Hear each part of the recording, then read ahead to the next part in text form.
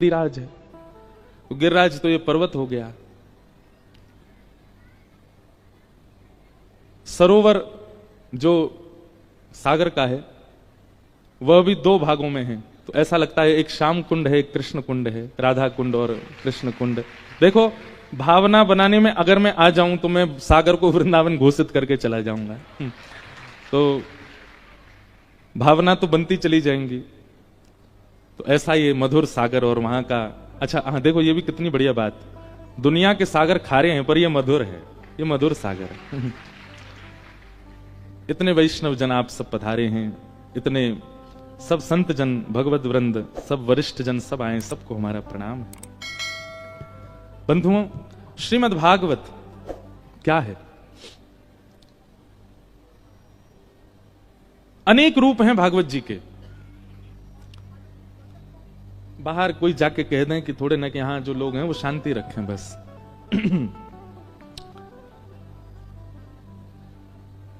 हम आप सब लोग भवरोग में ग्रसित हुए। कोई ना कोई भवरोग सबको लगा है।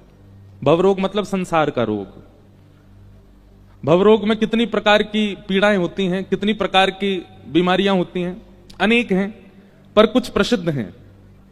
भवरोग की प्रसिद्ध बीमारियां कौन कौन सी हैं सबको पता है। काम, क्रोध, मोह, ईर्ष्या, द्वेष, लोभ आदि आदि, ये सब भवरोग की प्रसिद्ध बीमारियां हैं। और उस भवरोग के वैद्य केवल और केवल श्रीमद् भागवत की कथा है।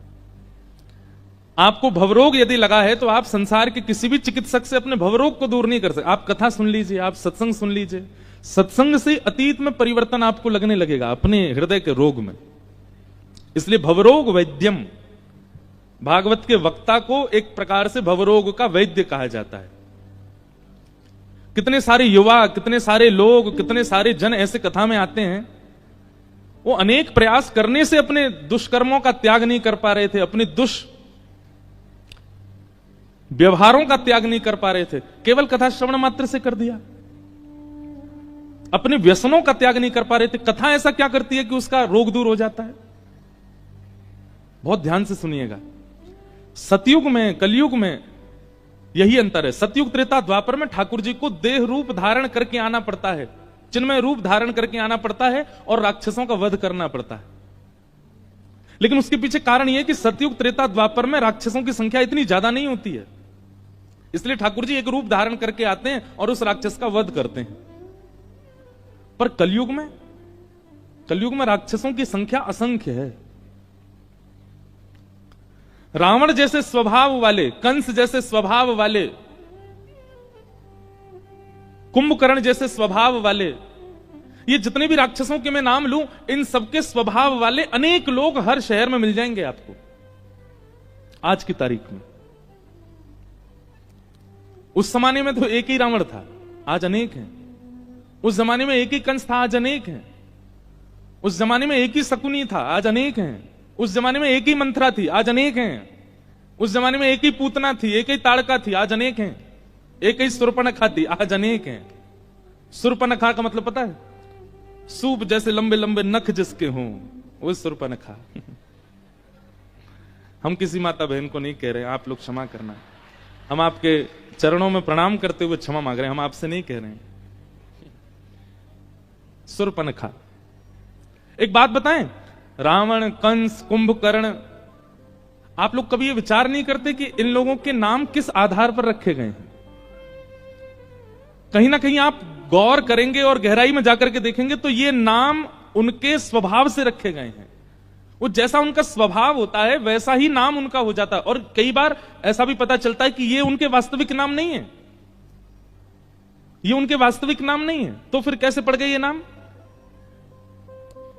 उनके स्वभाव को देखते हुए जनमानस ने उनका यह नाम रख दिया।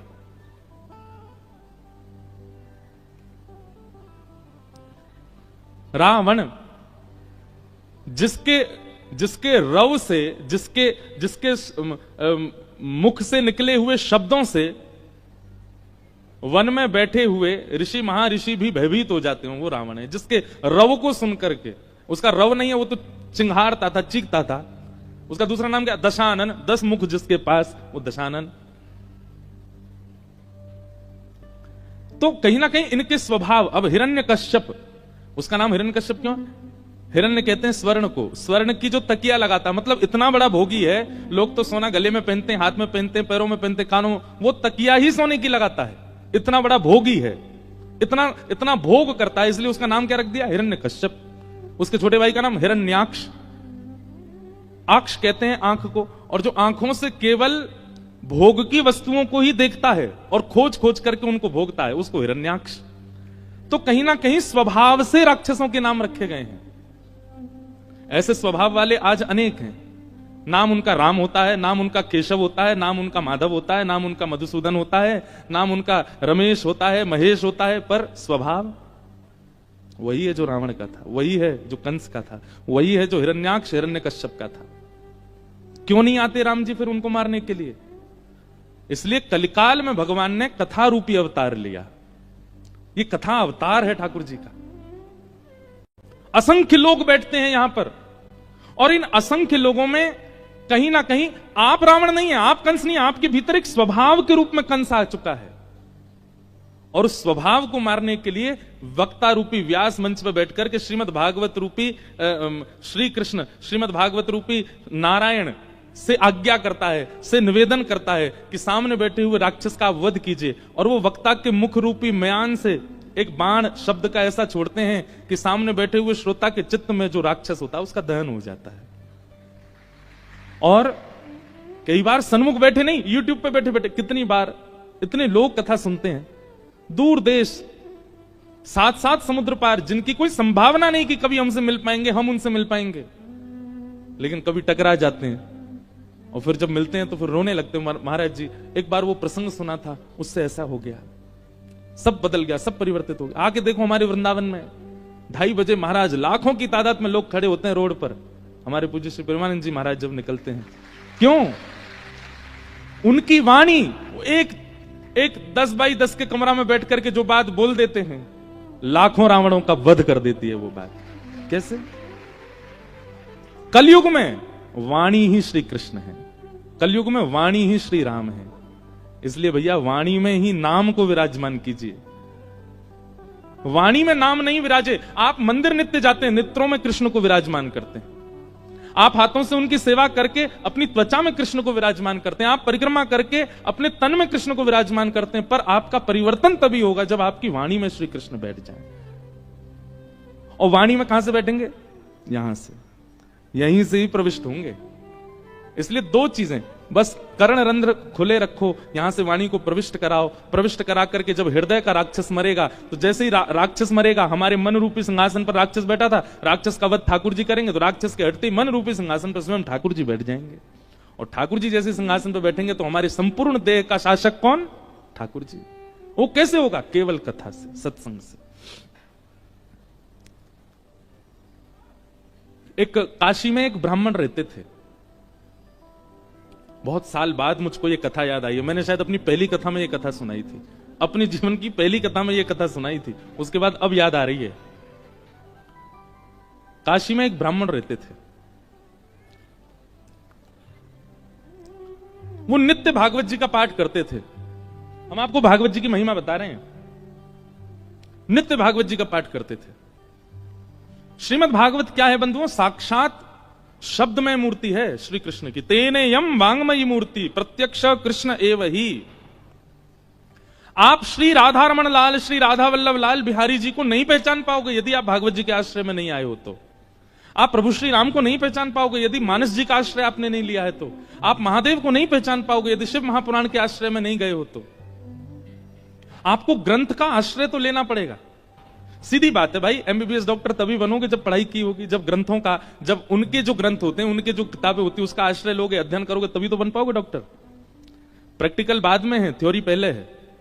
इसलिए हम लोग क्या है कि वैदिक सनातन धर्मी क्या है, हम लोग प्रैक्टिकल में पहले चले जाते हैं।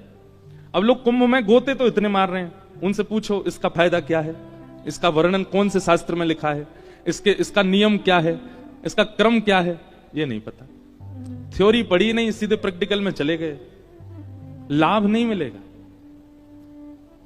हमें बहुत संवेदना है और हृदय में बहुत पीड़ा भी है। इस बार मौनी अमावस्या पर जो महाकुंभ में जो हुआ, जो भी अव्यवस्था हुई, अब पता है उस अव्यवस्था का कारण क्या था? सबको त्रिवेणी जहां संगम होता वहीं नहाना है। ऐसी विचारधारा हमारी क्यों है कि हर की पौड़ी की गंगा जी ही सिद्ध हैं। कानपुर के घाट पर अगर नहा लिए तो वहां गंगा जी में वो भाव नहीं आएगा। ये विचारधारा हमारी क्यों? और ये हमारी केवल गंगा के प्रति नहीं है, हमें अपने घर के ठाकुर जी में कम विश्वास है, वृंदावन बिहारी लाल में ज्यादा है। अपने घर के ठाकुर जी,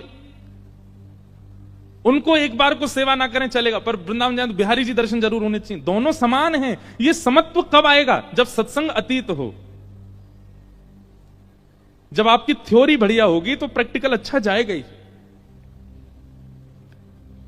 इसलिए हमारा आपसे निवेदन है, हम लोग बहुत धनवान हैं। सनातन धर्मावली हमारे लिए इतने शास्त्र प्रकट करके गए हैं श्री वेद व्यास जी महाराज। किसी एक शास्त्र को जीवन में, जीवन भर के लिए एक शास्त्र को प्रदान कर दीजिए। आपसे ज्यादा प्रसन्न व्यक्ति कोई नहीं होगा जीवन में। किसी एक शास्त्र को पूरा जीवन दे दीजिए, बस उस शास्त्र की कही मानिए बस। और सबसे सरल मानस जी हैं, रामचरित्र मानस। हमारे मध्य प्रदेश में और पूर्वी उत्तर प्रदेश में तो मानस जी का पाठ घर घर में होता है। उन्हीं का आश्रय ले लीजिए। जब तक आप ग्रंथाकार का आश्रय नहीं लेंगे, आपको मूर्ति आकार ठाकुर जी में भाव उत्पन्न नहीं कर पाओगे आप।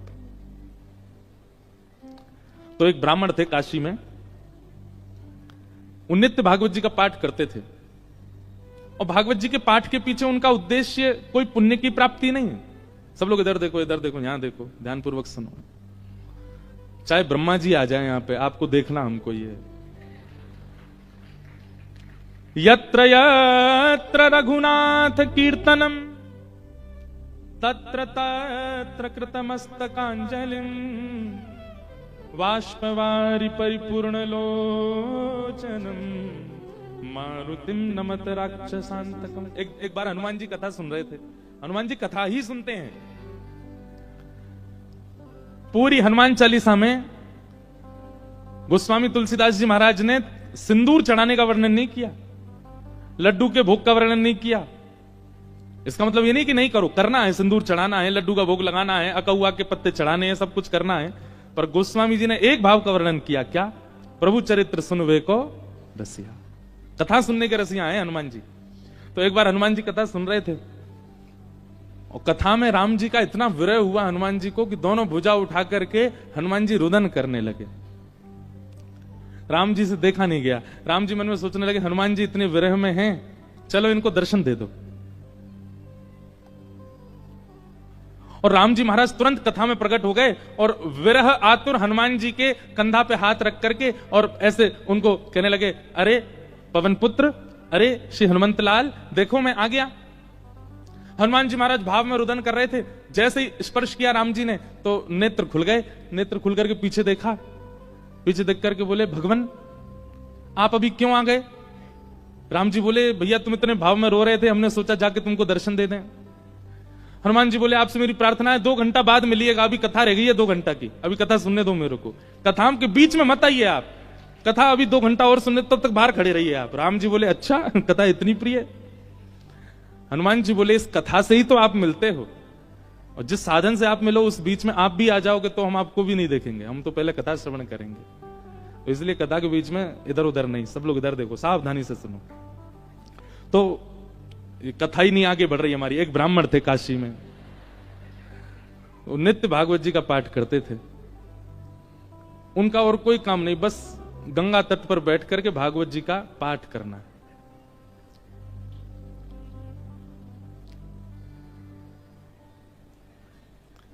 धीमे धीमे उनकी आयु बढ़ने लगी। एक दिन परिवार के सब लोगों ने कहा, भैया ये कोई इनका काम धंधा शुरू करा दो, पूरे दिन पाठ करते रहते हैं भागवत जी का। और पाठ भी किसी व्यक्ति के लिए नहीं, अगर कोई उनको दक्षिणा भी देता था कि पंडित जी हमारे यहां पाठ कर दो, तो उसके यहां पाठ करते थे, वो उसका पाठ, फिर उसके बाद अपना पाठ अलग करते, अपने लिए करते थे। उसके पीछे उनकी कोई कामना नहीं थी, निष्काम भाव से करते थे। नित्य पाठ करते। एक दिन घर के लोगों ने सबने कहा कि इनका ब्याह कर दो, ये करते धरते तो कुछ है नहीं, पूरे दिन पाठ में ही लगे रहते हैं, इनका ब्याह कर दो, पत्नी घर आएगी, अकल ठिकाने आ जाएगी। और सब घर के लोगों ने वो ब्राह्मण देवता का ब्याह कर दिया। पत्नी आ गई। कुछ दिन बाद पत्नी को भी पता लगने लगा कि ये कोई काम धंधा नहीं करते हैं, पूरे दिन केवल भागवत जी का पाठ करते हैं। बहुत प्रयास किया, लेकिन उसके बाद वो भी हार गई कि ये करेंगे नहीं, कहीं काम नहीं कर सकते, ये तो भागवत जी में ही लगे रहेंगे। तो आपत्तिकालीन गृहिणी परीक्षा, हमारे शास्त्र आज्ञा करते हैं कि घर में आई हुई आपत्ति के समय घर की गृहिणी की परीक्षा होती है। क्षमा कीजिएगा, घर में आई हुई आपत्ति के समय यदि गृहिणी ही हाथ खड़े कर दे तो फिर आपको ब्रह्मा भी नहीं बचा सकते। लेकिन घर में यदि कोई आपत्ति आ जाए और घर की नारी, घर की गृहिणी यदि वो अपना बल साध ले, वो ना टूटे, वो ना विचलित हो, चिंता मत कीजिएगा, आप उस संकट के सागर से निकल जाओगे। ये वेद प्रमाण है, ये शास्त्र प्रमाण बात है। इसलिए माताएं बहनों को एक बात हम कहें कि पति के ऊपर, बच्चों के ऊपर, परिवार के ऊपर कितने भी संकट आए, बाकी समय आप भले कितने भी आंसू बहाओ, लेकिन घर में आए हुए संकट के समय आप बस थोड़ा सा मजबूत हो जाइए, आपकी मजबूती से पूरा घर संभल जाएगा। आपत्तिकालीन गृहिणी परीक्षा।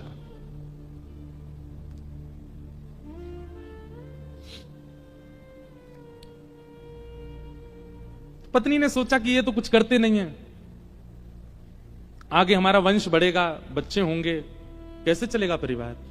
तो फिर उनकी ब्राह्मण देवता की पत्नी ने आज्ञा ली, बोले आपकी आज्ञा हो तो मैं कुछ करूं कार्य, देवी तुमको जैसा अच्छा लगे।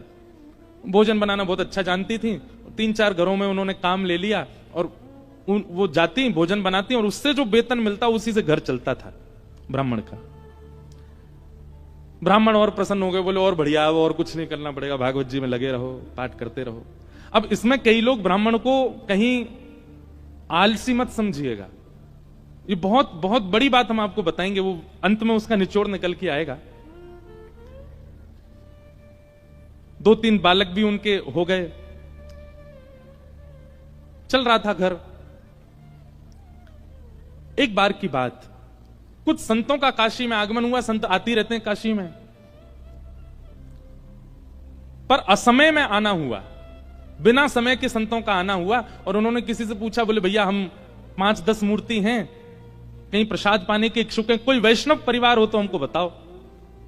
तो एक राह चलते व्यक्ति ने उन्हीं ब्राह्मण का घर बता दिया, बोले यहां चले जाइए, यहां बहुत एक सेवानिष्ठ और बड़े शास्त्रों का अध्ययन करने वाले ब्राह्मण रहते हैं, इनके पास चले जाइए, आप ये प्रसाद पवा देंगे। संतों ने घर में प्रवेश किया। ब्राह्मण देवता तो अपने पाठ में लगे थे, भागवत जी का ही पाठ कर रहे थे, और उनकी पत्नी बच्चों को, पति को स्वयं प्रसाद आदि पाकर के सारे बर्तन मांज करके उसने रखे ही थे। उसी समय संतों का आना हुआ और संतों ने आगे कहा, आओ बिटिया, हम 10 मूर्ति हैं, हम लोग अयोध्या से प्रयागराज जा रहे हैं, काशी बीच में पड़ा, किसी ने बताया आपका घर वैष्णव का है, बड़ी जोर की भूख लगी, ठाकुर जी को प्रसाद पवाओ और प्रसाद पवा के हम लोगों को प्रसाद बांट दो। ब्राह्मणी बेचारी बड़ी प्रसन्न हो गई कि मेरे घर आज संत पधारे हैं प्रसाद पाने। तुरंत उसने जाकर के रसोई घर में सामग्रियां देखी, सामग्री इतनी थी नहीं कि उन सबको पवाया जा सके। दौड़ी दौड़ी अपने कक्ष में गई, जाकर के अपने जो उसका धन वो कमाती थी उसको जाकर के देखा कि जाऊं लेकर के आऊं, तो वह भी इतना नहीं था कि उन 10 महापुरुषों की सेवा हो सके। और ब्राह्मण का एक स्वभाव है कि और अगर ये स्वभाव किसी ब्राह्मण में नहीं है तो वो ध्यान से सुने, ये ब्राह्मण का स्वभाव होना चाहिए। ब्राह्मण दान मिले तो लेने का अधिकारी होता है, पर मांगने का अधिकारी नहीं है। मांगे ना, ब्राह्मण का स्वाभिमान है, वो मांगता नहीं है और मांगना चाहिए भी नहीं। अब वो कभी रसोई में जाए, कभी कक्ष में जाए, कभी एकांत में बैठ के सोचे मैं क्या करूं, संत पधारे हैं घर पर, कैसे प्रसाद पवाऊं, क्या व्यवस्था करूं, कुछ लाऊं, कभी ऊपर कुछ ढूंढे, कुछ मिल जाए, कुछ भुजिया मिले, नमकीन मिले, कुछ तो मिले, कुछ तो दूं, पर कोई व्यवस्था नहीं बन पाई। बार बार उसको यहां से वहां घूमते देख संत समझ गए कि हम गलत समय पे आ गए हैं। मुखमंडल बता देता है कई बार। और वे सब संत अपने अपने आसन लेके उठ गए, चिमटा कमंडल लेकर के, बिटिया सुनो सुनो सुनो सुनो, हमको ना प्रयाग पहुंचना है, विलंब हो रहा है, फिर आएंगे, अपना ही घर है, क्या दिक्कत है, तुम आराम करो, हाँ हम जाते हैं। और उस ब्राह्मणी के मन में वही आ रहा था, जब ये कक्ष मेरे घर में घुसे, इन्होंने घुसते ही क्या कहा था कि हम बहुत भूखे हैं, ठाकुर जी को भोग लगा के प्रसाद पवाओ। और ये भूखे ही जा रहे हैं और मैं कुछ नहीं कर पा रही। नेत्र सजल हो गए उसके, अत्यंत पीड़ा में आ गई।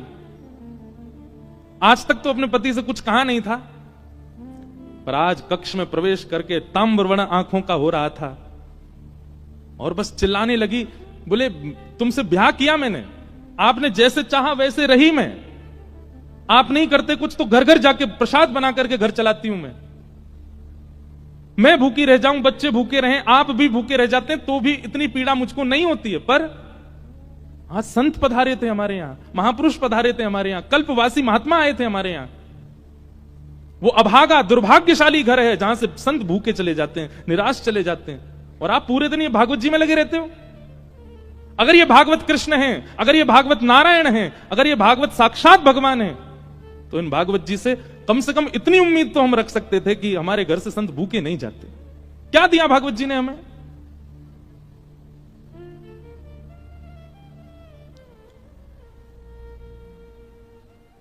ब्राह्मण बोले, देखो तुम मुझे कुछ भी कह लो, पर तुम जानती नहीं हो ये साक्षात कृष्ण है।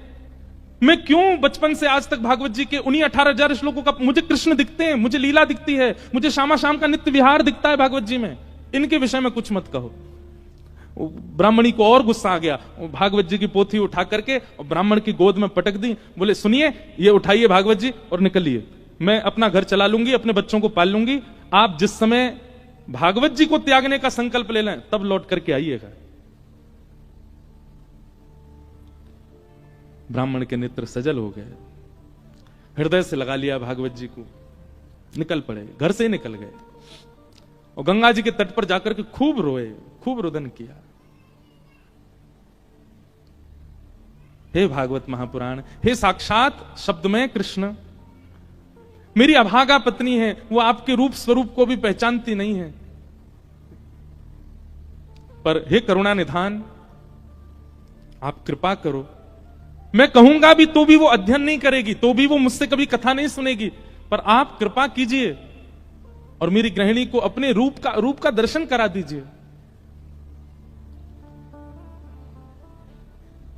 प्रबल प्रेम के पाले पढ़कर हरि को नियम बदलते देखा, अपना मान टले टल जाए, पर भक्त का मान न टलते देखा।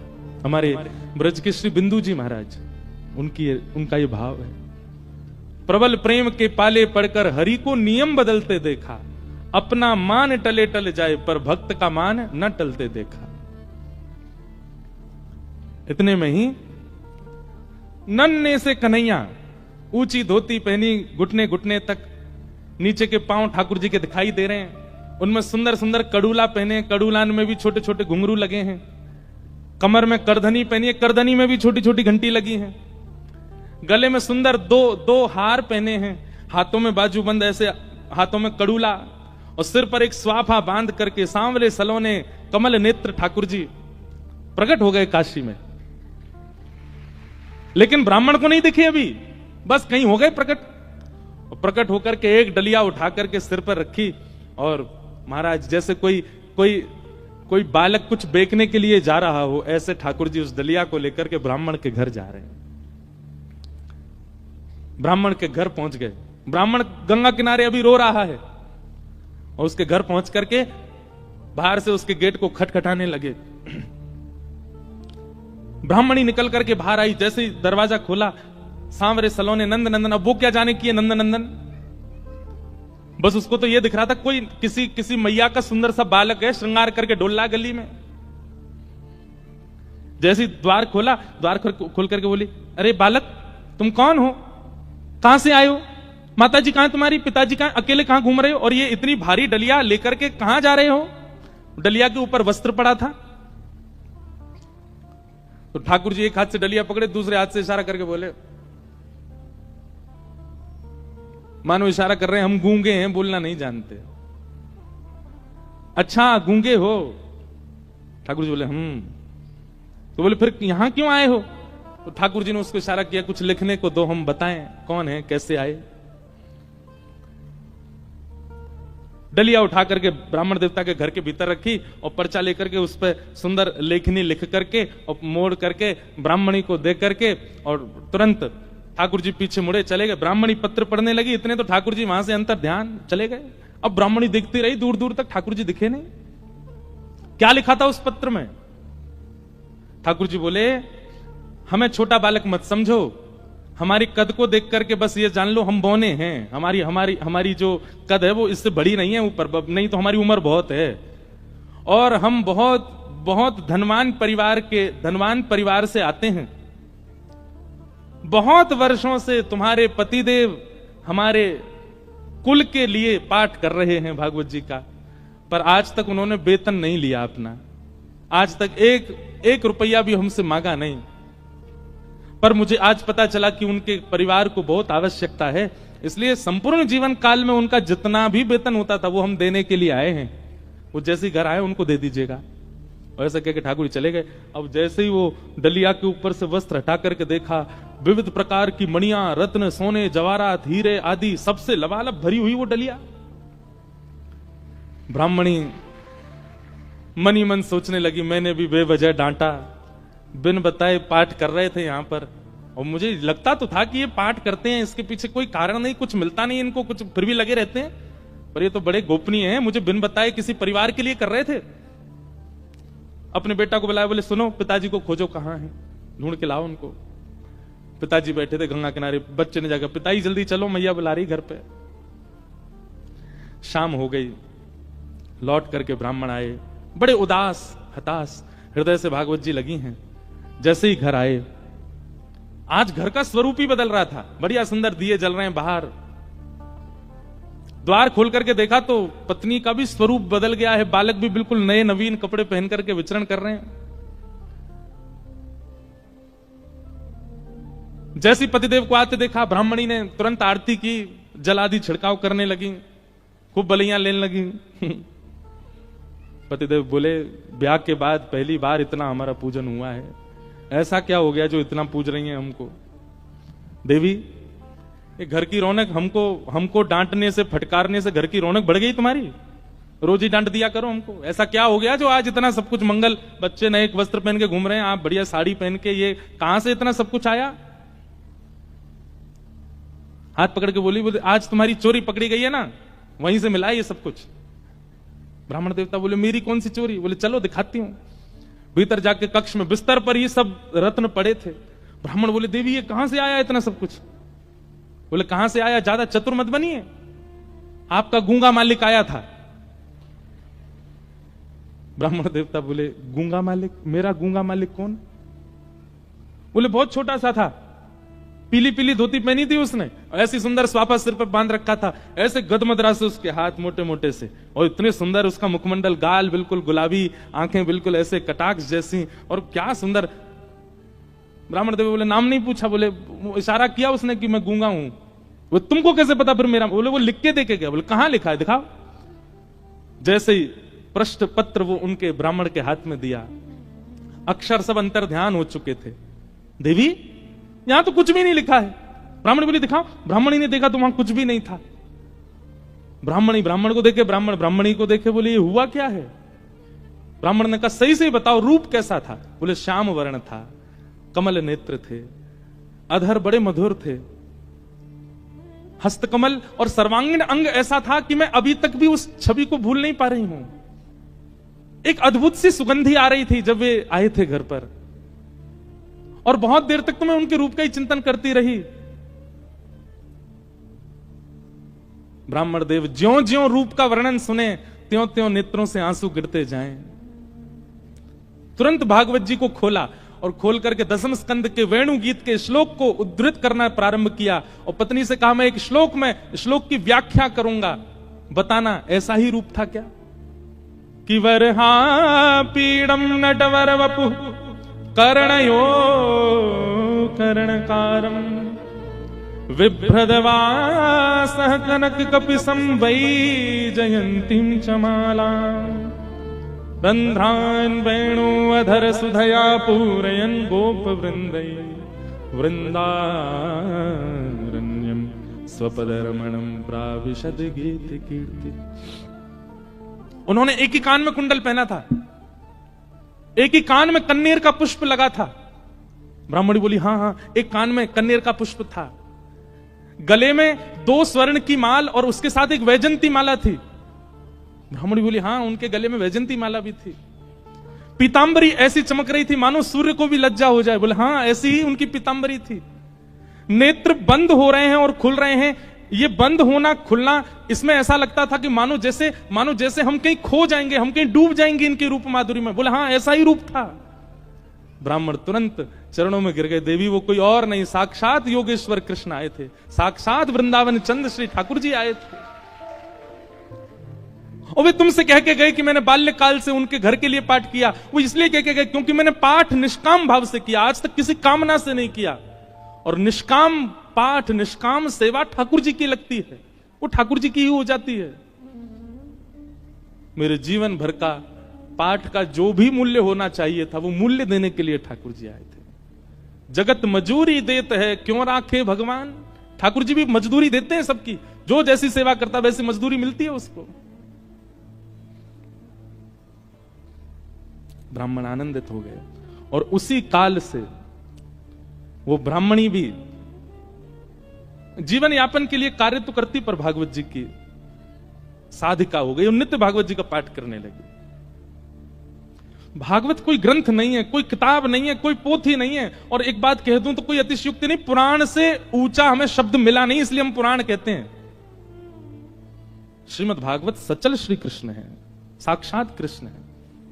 आपको शायद राधा रमण जी के मंदिर में श्री कृष्ण की प्रतिमूर्ति, श्री कृष्ण का भाव का अनुभव ना हो, पर कथा में हो जाएगा। आपको शायद कभी वृंदावन में वो अनुभव ना हो जो कथा में हो जाएगा। क्यों? कथा में सचल शब्द के रूप में श्री कृष्ण विचरण करते हैं। ऐसी भागवत जी को हम बारंबार प्रणाम करते हैं, वंदन करते हैं।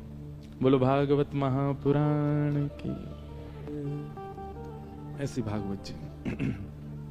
इसलिए एक एक शब्द, एक एक भाव बहुत ध्यानपूर्वक सुनना है कथा का, क्योंकि श्री कृष्ण है। कल हम लोगों ने महात्मा की चर्चा सुनी। आइए आज से प्रथम स्कंद में हम लोग प्रवेश करते हैं। जन्माद्यस्य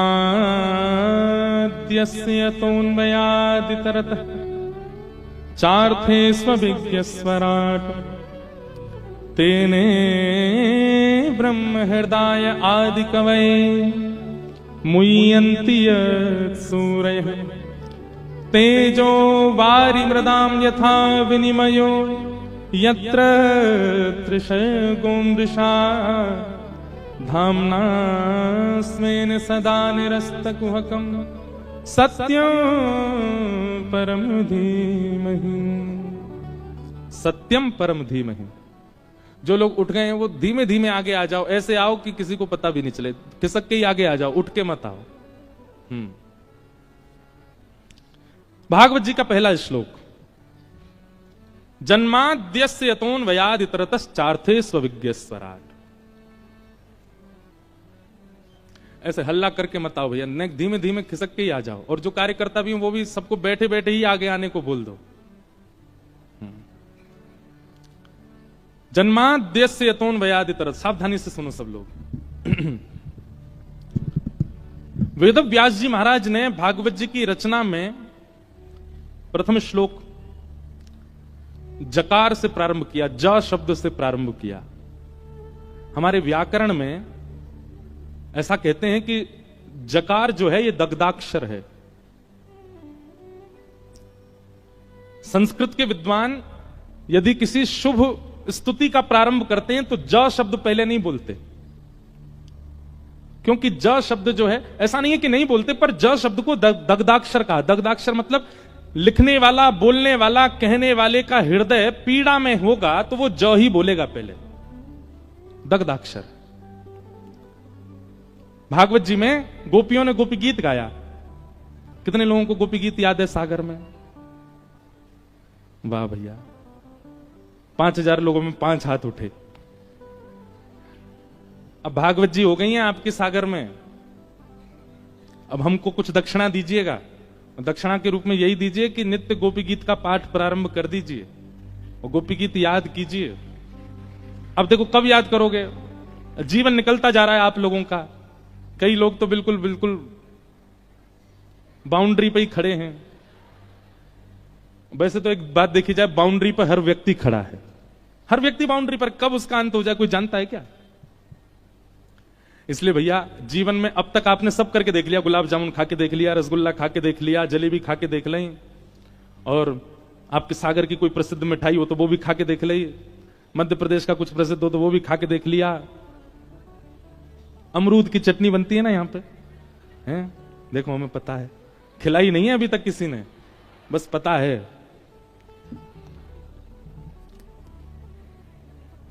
हम आए हैं दमोह। दमोह में कथा हुई थी कुछ वर्ष पहले। वो आयोजक भी आए हैं आज बेचारे कथा में, जो दमोह में कथा कराए थे। तो आपने सब कुछ करके देख लिया।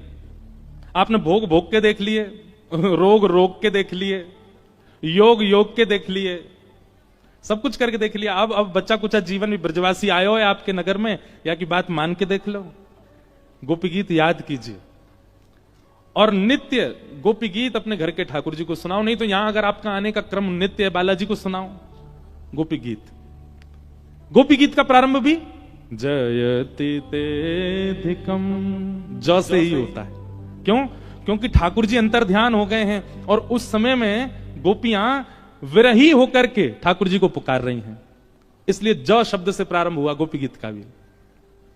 श्रीमद् भागवत जी का प्रारंभ ज शब्द से हुआ, जन्माद्यस्य। और तो सुनो, हम सबका प्रारंभ जा शब्द से हुआ। जन्म, हम सबका भी जन्म हुआ है। इसका मतलब हम सब भी कहीं ना कहीं दग्ध हृदय वाले, हम सब भी पीड़ित हैं, और निश्चित है पीड़ित हैं इसलिए तो जन्म हुआ। अगर पीड़ित नहीं होते तो वैकुंठ में होते। हमारे कोई पूर्व के कर्म, पूर्व के दुष्कर्म शेष रह गए हैं जो हमें भोगने हैं, पूर्व के पुण्य कर्म रह गए हैं जो हमको भोगने हैं, उसके लिए तो हम आए हैं पृथ्वी पर। इसका मतलब पीड़ित ही है हमारी आत्मा, इसलिए हमारे प्रादुर्भाव को जन्म कहा गया।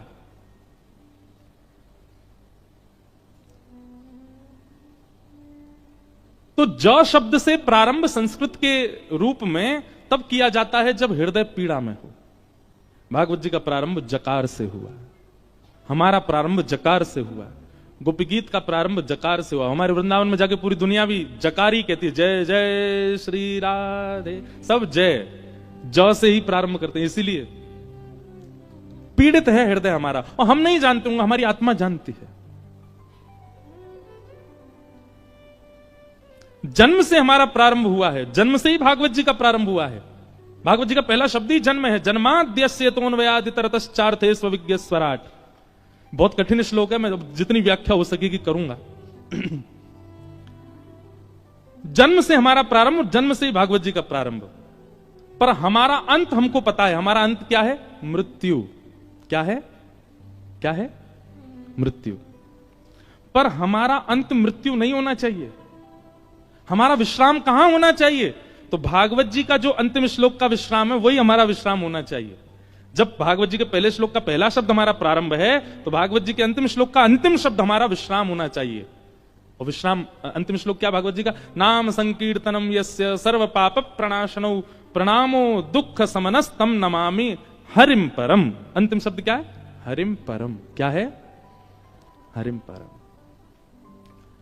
हमारा विश्राम मृत्यु नहीं है, हमारा विश्राम अर्थी नहीं है, हमारा विश्राम चिता नहीं है, हमारा विश्राम हरिम परम, हरि परमात्मा के श्री चरण, वही हमारा विश्राम। वहां हमारा इतरवंश महाप्रभु बैठे हैं मंच पर, इनका विश्राम हरिम परम, श्री राधा वल्लभ जी के चरण। स्वामी श्री हरदास जी विराज रहे हैं, आपका विश्राम हरिम परम। यहां श्रीमद वल्लभाचार्य जी, इनका विश्राम हरिम परम। भक्तिमती मीराबाई, उनका विश्राम हरिम परम। गोस्वामी तुलसीदास जी महाराज, उनका विश्राम हरिम परम। कालिदास का विश्राम हरिम परम। हमारा विश्राम शमशान घाट। हमारा विश्राम हरिम परम क्यों नहीं है? आज लिख लीजिए, कथा सुनने का, कुंभ स्नान करने का, नाम जप करने का, तिलक लगाने का, संत जनों को प्रणाम करने का, पुण्य करने का एक ही उद्देश्य है, हरिम परम की प्राप्ति होना। आपके उद्देश्य अनेक रहे हैं। कभी आपका उद्देश्य बहुत अच्छे कॉलेज में पढ़ने का था, कभी बहुत अच्छे स्कूल में जाने का था, बहुत धन कमाने का था, कोई गाड़ी खरीदने का था, किसी कन्या से ब्याह करने का था, किसी पुरुष से ब्याह करने का था, किसी पदवी को प्राप्त करने का था। पर अब आप कथा में बैठे हो और नियमित 7 दिन का संकल्प लेके बैठे हो, तो आपका उद्देश्य बाकी सब किनारे, हरिम परम। और उस हरिम परम को प्राप्त करने के लिए जो जो आवे, चाहे उसके लिए मुझे अच्छी यूनिवर्सिटी में पढ़ना पड़े, अच्छे कॉलेज में जाना पड़े, खूब धन कमाना पड़े, अच्छा घर बनाना पड़े, पर सबके पीछे उद्देश्य क्या होना चाहिए? हरिम परम। यही कथा का उद्देश्य। आप विवाह भी इसी भाव से कर रहे हो कि पत्नी के सहित हरिम परम। बालक भी इसीलिए प्रकट हुए हैं घर में कि बालकों सहित हरिम परम। आप वकील भी इसीलिए बने हो, नेता भी इसीलिए बने हो, वाइस चांसलर भी इसीलिए बने हो, चार्टर्ड अकाउंटेंट भी इसीलिए बने हो कि हरिम परम, इसके माध्यम से भी, माध्यम सब बन जाएं पर उद्देश्य हरिम परम। आपको कुछ नहीं करना पड़ेगा, सब अपने आप, सब भक्ति में हो जाएगा। आपकी पढ़ाई भक्ति में हो जाएगी, आपकी इंजीनियरिंग भक्ति में हो जाएगी, आप नेता हैं, आपका नेता स्वरूप भक्ति में हो जाएगा, सब कुछ भक्ति में होता चला जाएगा। सब भक्ति में होने का मतलब सब पवित्र होता चला जाएगा। आपका विवाह पवित्र हो जाएगा, सब कुछ पवित्र हो जाएगा। उद्देश्य यदि श्यामा श्याम है तो, उद्देश्य यदि ठाकुर जी है तो, सबसे प्राप्त क्या करना है? ठाकुर जी को, हरिम परम। ये उद्देश्य मान लीजिए। कई लोग हमको, हम तो केवल कथा कहना जानते हैं, पर कई लोगों को लगता है ये बाबा जी कुछ जानते होंगे। एक माता जी अभी मिली मुझको बोलती हैं, प्रणाम कर बाबा, मेरे मन में क्या चल रहा है। अब मैं अपने संग पंडित जी को देखूं, मैंने कि क्या बोलूं इनको। मैंने कहा मैया हम वो वाले बाबा नहीं है, हम तो केवल कथा सुनाते हैं। नहीं तिलक लगा रखा है आपने, हाँ धोती पहनी है। अरे भैया मैं, हमसे केवल कथा कहनी आती है और कुछ नहीं। नहीं मेरे मन में क्या चल रहा है बताओ। फिर हमको 2-4 बातें तो पता ही हैं, वो सबके मन में होती हैं। मैंने कहा आप बहुत पीड़ा में हो। दुनिया आपके साथ अच्छा व्यवहार नहीं करती। आंखों से आंसू आने लगे मैया के, जय हो बाबा। अरे मैंने कि मैया राधे श्याम जपो। जीवन एक परीक्षा है। परीक्षा पत्र को देख करके घबराते तो सारे बालक हैं, पर जिसका अध्ययन, जिसका स्वाध्याय उचित होता है, तुरंत कलम उठा के लिखने लग जाता है, बढ़ता है आगे, सोचता है, विचार करता है, करने लगता है। और जिसका स्वाध्याय अच्छा नहीं है, वो इधर उधर ही देखता रहेगा, उसके में से देख लूं, यहां से देख लूं, वहां से। ठीक वैसे ही इस संसार में हमारी जो जीवन में आने वाली परिस्थितियां परीक्षा हैं। जिसका कथा रूपी, जिसका सत्संग रूपी स्वाध्याय अच्छा होगा, वो जीवन में आने वाली परीक्षा को पार करने लगेगा। और जिसके जीवन में सत्संग ही नहीं होगा, वो इधर उधर ही देखता रहेगा। मेरे जीवन में संकट आ गए, क्या करूं बाबा, मेरे मन में क्या बताओ। सत्संग बहुत बलवान है, आश्रय लेके तो देखो। उद्देश्य आपका क्या हो? हरिम परम, और कुछ नहीं।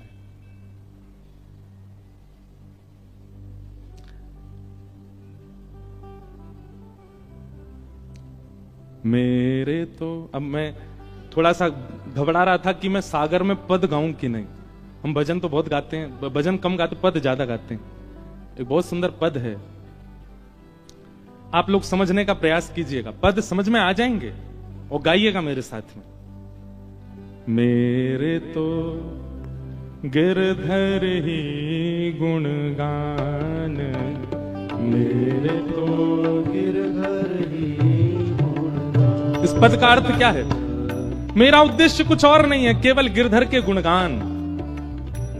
मैं कर्म भी इसीलिए कर रहा हूं, मैं खा भी इसीलिए रहा हूं, मैं सो भी इसीलिए रहा हूं, मैं पहन भी इसीलिए रहा हूं कि गिरधर मिले। ऐसा उद्देश्य बना लीजिए। काम करते चलो, नाम जपते चलो, हर समय कृष्ण का ध्यान धरते चलो, मुरली वाले को मन से रिझाते चलो, कृष्ण गोविंद गोपाल। सुख में फूलो मती, दुख में भूलो मती, प्राण जाए मगर नाम भूलो मती, काम की वासना को मिटाते चलो, कृष्ण गोविंद गोपाल। मेरे तो गिरधर ही गुणगान, मेरे तो गिरधर ही गुणगान, मेरे तो गिरधर ही गुणगान, मेरे तो गिरधर ही गुणगान। यह मूरत खेलत नैननु में,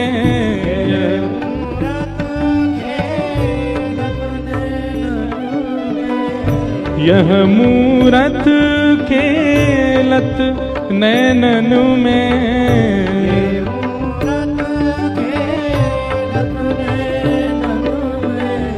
यही हृदय में ध्यान हो, यही हृदय में ध्यान,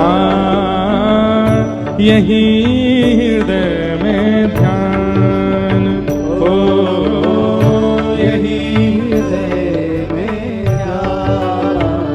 मेरे तो गिरधर ही गुणगान, मेरे तो गिरधर ही गुणगान, मेरे तो गिरधर ही गुणगान, मेरे तो गिरधर ही गुणगान। प्यारे गिरधर लाल की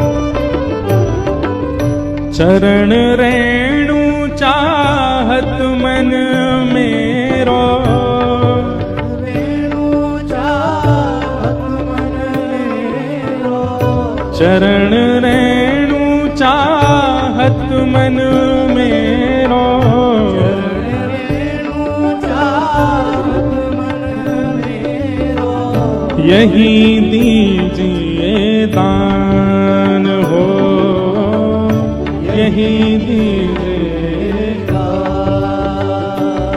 हे कृष्णदास को जीवन गिरधर, कृष्णदास को जीवन गिरधर, हम सब को है जीवन गिरधर, हम सब को है जीवन। कैसे गिरधर?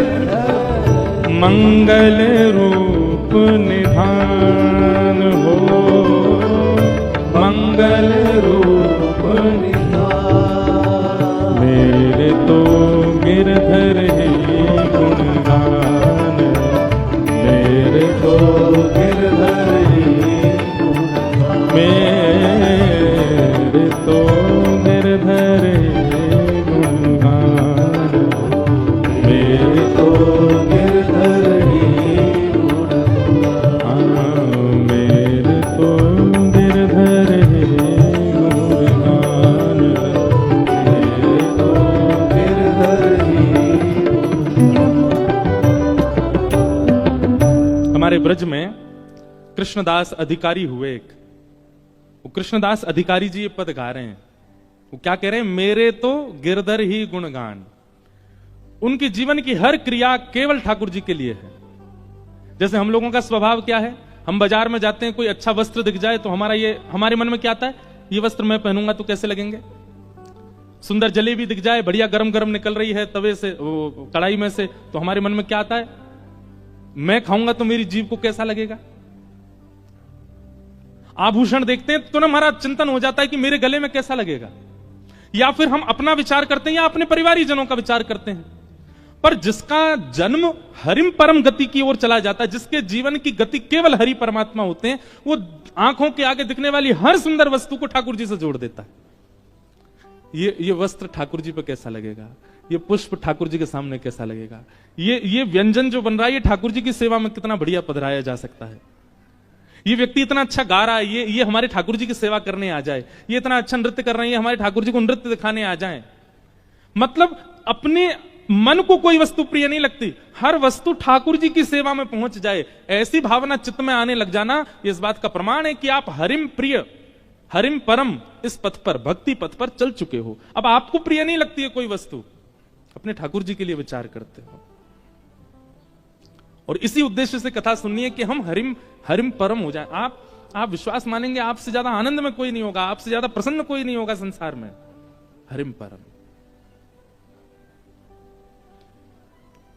तो जन्माद्यस्य यतोऽन्वयादितरतः, जिनका कभी जन्म नहीं होता, जिनकी कभी मृत्यु नहीं होती, जो जन्म और मृत्यु के चक्र से विलग हैं, लेकिन चाह जाएं तो ठाकुर जी का जन्म होता है।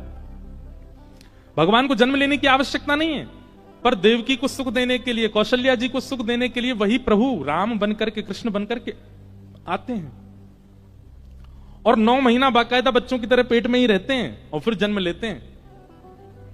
उनको आवश्यकता नहीं है, पर कभी कभी प्रेम में इतने अधीन हो जाते हैं ठाकुर जी की, अधीन होकर के अपने प्रेमियों को वह सुख देते हैं। चार्थे स्वविज्ञ स्वराट, जो अविज्ञ है, अनविज्ञ नहीं। अविज्ञ किसको कहते हैं? जो सब जानता है, उसको अविज्ञ कहते हैं। संसार में केवल भगवान ऐसे हैं जो सब जानते हैं, बाकी इसीलिए उनका नाम भगवान है। जिसके पास धन की मात्रा बहुत ज्यादा उसको धनवान कहते हैं, बल की मात्रा ज्यादा बलवान कहते हैं, जिसके पास 6 भग हैं उसको भगवान कहते हैं। ठाकुर जी को भगवान क्यों कहते हैं पता है आपको? जिस व्यक्ति को 6 बातें पता हैं उसको भगवान कहते हैं। कौन कौन सी?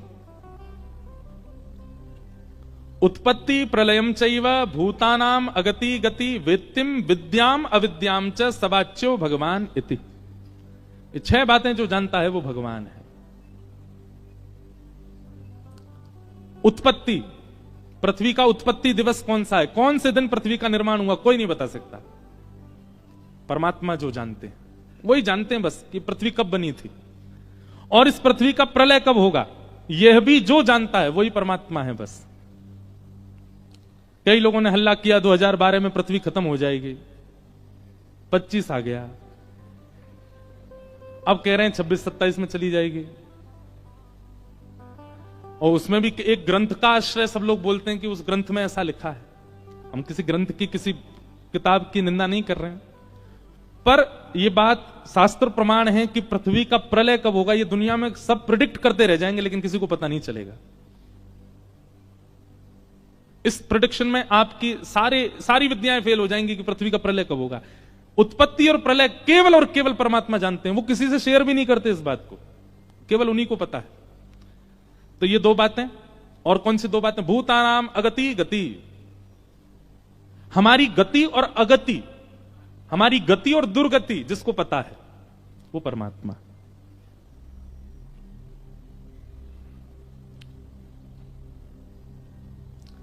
किसी ने प्रेडिक्शन किया था हमसे, आप कभी भागवत के वक्ता नहीं बन पाओगे।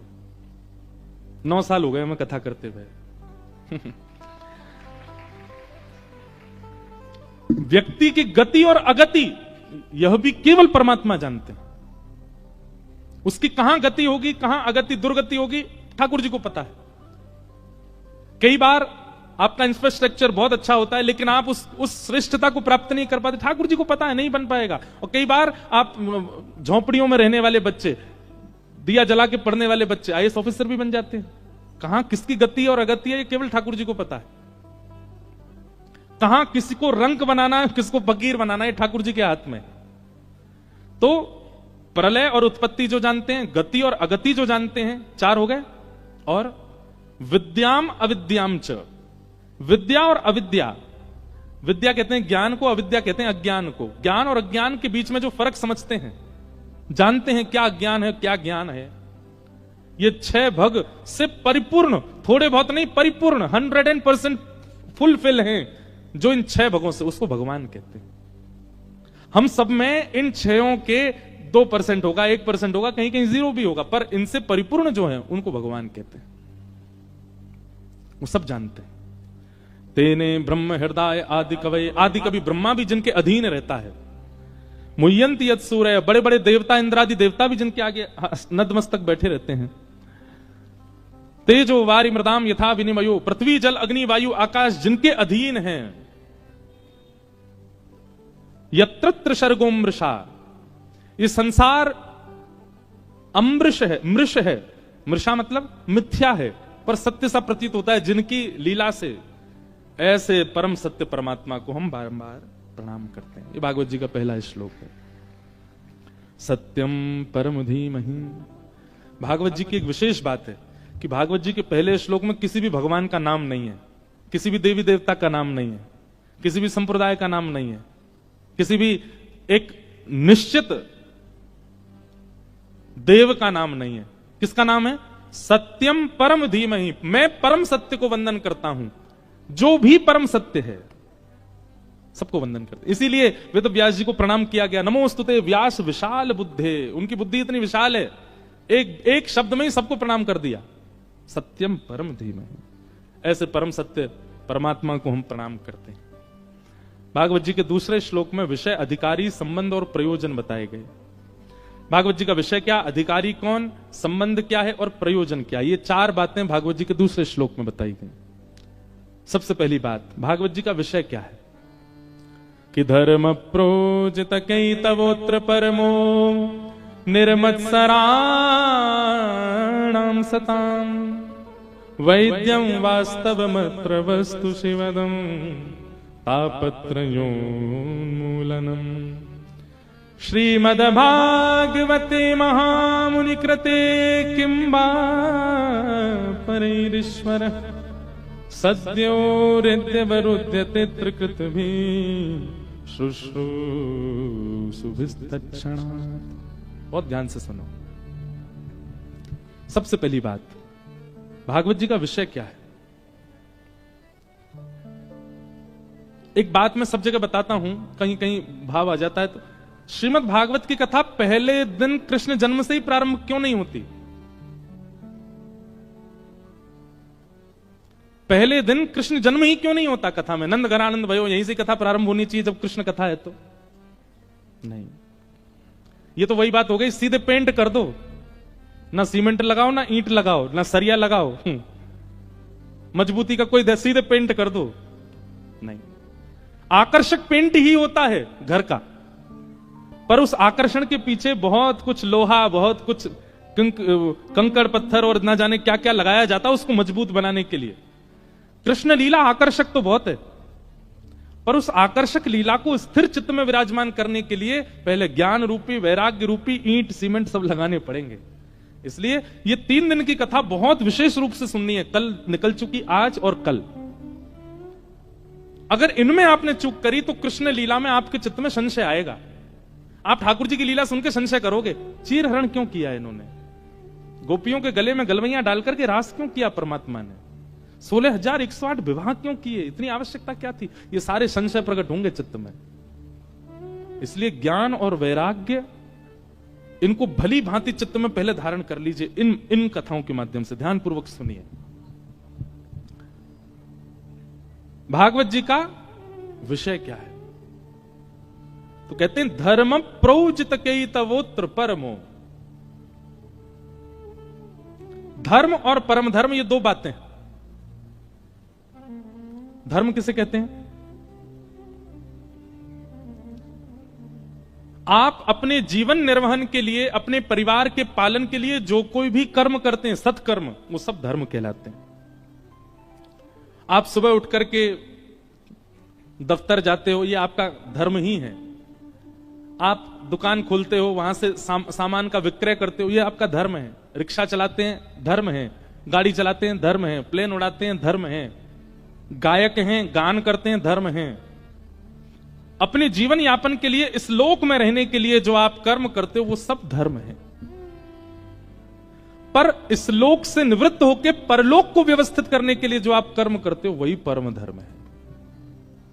आपने इस लोक को तो पवित्र बना लिया, इस लोक को तो सार्थक कर लिया, घर बना लिया, ब्याह कर लिया, बच्चे अच्छे खानदान में चले गए, बढ़िया पढ़ाई लिखाई हो गई, सब कुछ व्यवस्थित हो गया, माता पिताओं की इच्छा पूर्ति हो गई, सब कुछ व्यवस्थित कर दिया। ये आपका धर्म है, इस लोक में सब व्यवस्थित करना। पर इस लोक की व्यवस्था के साथ साथ आगे की व्यवस्था को भी देखते रहना, वही परम धर्म है। उसको परम धर्म कहते हैं। कोई व्यक्ति सागर से वृंदावन जावे, अब सागर में तो प्रसाद उसने पा लिया, लेकिन इस लंबे सफर में बीच में कहीं और भी तो प्रसाद की व्यवस्था रखता है ना। नमकीन रख लेगा, घर से कुछ बना के ले जाएगा, चूड़ा ले जाएगा, रोटी ले जाएगा, कुछ भी बना के ले जाएगा। रास्ते में हमको भूख प्यास लगेगी तो क्या पाएंगे, साथ में बच्चे इनको क्या पवाएंगे। तो आपने घर पे जो प्रसाद पाया वो आपका धर्म है, पर आप आगे की व्यवस्था संग लेकर के चल रहे हो, ये परम धर्म है। इस संसार में व्यवस्थित होना धर्म है, पर इस संसार में व्यवस्थित होते होते उस लोक की भी व्यवस्था करना वो परम धर्म है। और श्रीमद् भागवत सुनने वाला, कहने वाला, कराने वाला उस व्यक्ति के चित्त में परम धर्म की मात्रा अति होनी चाहिए। परम धर्म, इसका मतलब यह नहीं कि अपना धर्म पहली सिद्धि है, परम धर्म दूसरी सिद्धि है। आप सीधे दूसरी सिद्धि पर नहीं चढ़ सकते, बहुत दूरी है, इतना कद नहीं है आपका। आपको पहले धर्म संवारना पड़ेगा, और धर्म रूपी सिद्धि पर चढ़ के कई बार आप एक सिद्धि पर खड़े होकर दूसरी सिद्धि पर भी पांव रख लेते हैं। तो धर्म के साथ परम धर्म, ये दोनों निभाने हैं, यह लोक भी परलोक भी। यह लोक कैसे सुधरेगा? आज सुबह एक सज्जन मिलने आए थे हमसे, बहुत अच्छे, उन्होंने 5 सूत्र बताए थे। मैंने कहा तो था कि लिख के दीजिए मुझे। आए हैं वो, तो उनसे कहेंगे कि दीजिएगा, कल मैं कहूंगा। वो बिल्कुल धर्म की परिभाषा है। अच्छा, हमारे पंडित जी ही धर्म समझ रहे हैं, दुनिया को बता दो, ला दो। बहुत अच्छे 5 सूत्र बताए, हमारे सरसंघ चालक जी के भाव थे। धर्म क्या है? ये 5 सूत्र, ये धर्म है। हमें समझना परम धर्म है, लेकिन उससे पहले धर्म समझना है। भागवत जी का उद्देश्य परम धर्म है, पर उससे पहले धर्म जानना पड़ेगा। अच्छा, धर्म की एक सरल परिभाषा क्या है? धार्यते इति धर्म। धारण करने को धर्म कहा जाता है। एक पात्र है, उस पात्र में लड्डू डाल दो, उस पात्र में दही डाल दो, उस पात्र में चीनी डाल दो, उस पात्र की जितनी योग्यता है उतना सामान डालते रहो, सबको धारण करेगा, यही धर्म कहलाता है। अपने पात्र के अनुसार वस्तुओं को धारण करना, समाज को धारण करना, परिवार को धारण करना, अपने जीवन को धारण करना, पत्नी के जीवन को धारण करना, बच्चों के जीवन को धारण करना, इन सबको व्यवस्थित रूप से धारण करने को ही धर्म कहते हैं। बहुत ध्यानपूर्वक सुनिएगा सब लोग। तो धारण करने को धर्म कहते हैं, पर उस धर्म की एक वृहद व्याख्या आप श्री ने सुबह जो 5 सूत्र कहे, सबसे पहला कुटुंब प्रबोधन, ये धर्म है। कुटुंब प्रबोधन में क्या आता है? भोजन, भवन, भ्रमण, भाषा, भूषा के मध्य भारतीय संस्कारों का जागरण। भोजन कैसा हो, यह धर्म कहता है, यह धर्म है। भोजन कितने बजे हो, यह भी धर्म है। भोजन में क्या पाएं, यह भी धर्म है। थोड़े युवा लोग जो यहां बैठे हैं, बुरा नहीं मानिएगा, पर जब आप वो वाली रोटी खाते हो जो लंबी खिंचती है, हमारे शास्त्रीय अनुसार भोजन वो होना चाहिए जो हाथ से तोड़ा गया और मुख पर जाने के बाद दोबारा हाथ में ना आवे थाली तक, उसको भोजन कहते हैं। किसको भोजन कहते हैं? जो मुख से लगने के बाद दोबारा हाथ में शेष ना आवे, नीचे तक मुख में ही चला जाए। आप कभी दक्षिण भारतीय लोगों को देखेंगे ना, वहां पे ज्यादातर लोग भात खाते हैं या इडली खाते हैं, साग के साथ, सूप के साथ, वो क्या बोलते हैं उसको, क्या बोलते हैं, सांबर के साथ। सागर वाले भी दक्षिण भारतीय हो हैं, सांबर के साथ खाते। वो कैसे खाते हैं पता है? ऐसे पूरा मिला लेंगे, और मिलाने के बाद वो मुख में उंगली नहीं छूने देते, ऐसे ही पाते हैं। और आपको एक बात बताऊं, अगर आप ऐसे प्रसाद पाते हो, प्रसाद बनाया, रोटी चावल जो भी है, और मुख के पास ले जाके केवल उसको ऐसे छोड़ दिया मुख में, आप उस हाथ से अगर किसी और को परोस दोगे तो वो झूठा नहीं माना जाएगा, क्योंकि आपका हाथ झूठा है ही नहीं। अब ये भोजन, ये धर्म है। अब इतनी गहराई में कौन उतरे, पर उतरोगे तभी धर्म है। भोजन कैसे पाना चाहिए, क्या पाना चाहिए, कब पाना चाहिए, सब धर्म कहलाता है। कभी कभी हमारा भी बिगड़ता है, पर हम व्यास मंच से इसलिए कह रहे हैं क्योंकि कई बार व्यास मंच से कही हुई बात वो हमारे मन में घूमती रहती है कि तुमने व्यास मंच से कही, पहले तुम भी सुधारो, हमको भी सुधारना है। भोजन, फिर आया भवन। घर कैसा हो? घर ऐसा हो जहां केवल मानव ना आते हो, जहां पर कभी कभी शुभ पक्षियों का आगमन भी होता हो। घर ऐसा हो जहां कभी कभी साधकों का भी आना होता हो। घर ऐसा हो जहां पर वैष्णव आने में संकोच ना करें। भवन ऐसा बनना चाहिए। हम लोग आजकल लोग भवन किस भूमिका से बनाते हैं? मेरी बेटी कैसे रहेगी, बेटा कहां रहेगा, मां कहां रहेंगी, पिताजी कहां रहेंगे, बच्चे कहां रहेंगे, सबकी भावना से घर बनता है। इसीलिए संत नहीं आते उसमें। किस भावना से घर बने? सबसे पहले विचार यही किया कि अगर सागर में कोई वैष्णव आ गए तो वो कहां रुकेंगे, उनके लिए एक स्थान। हमारे ठाकुर जी कहां विराजेंगे? भवन। कुटुंब प्रबोधन, ये पहला धर्म का स्वरूप है। फिर भ्रमण। भ्रमण भी कहां करना चाहिए, कहां जाना चाहिए, यह भी धर्म कहलाता है। हम कुछ दिन पहले कथा करने गए थे। पूछो कहां? मैं जैसी नाम बताऊंगा आप हंसोगे। गोवा। कहां गए थे? गोवा।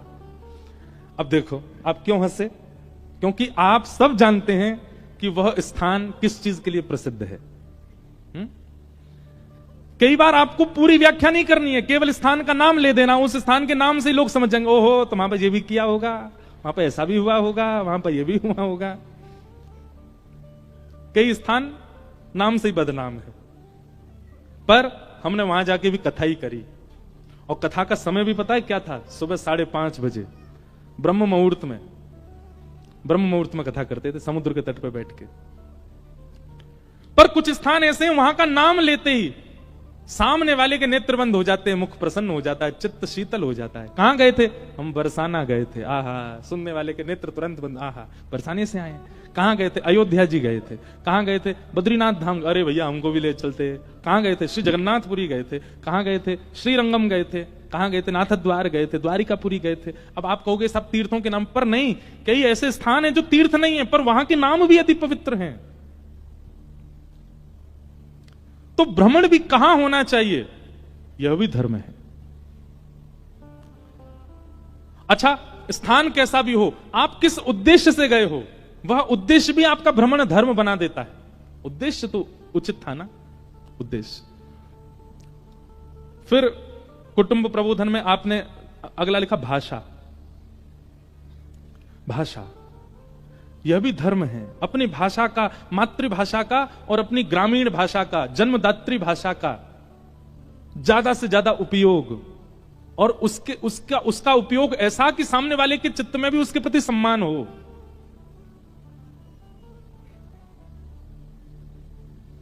आपके यहां की बुंदेलखंडी भाषा बहुत अच्छी लगती है, हमसे बोलनी नहीं आती पर बहुत प्यारी लगती है। ऐसी हमारी ब्रज भाषा, वो भी बड़ी प्यारी है।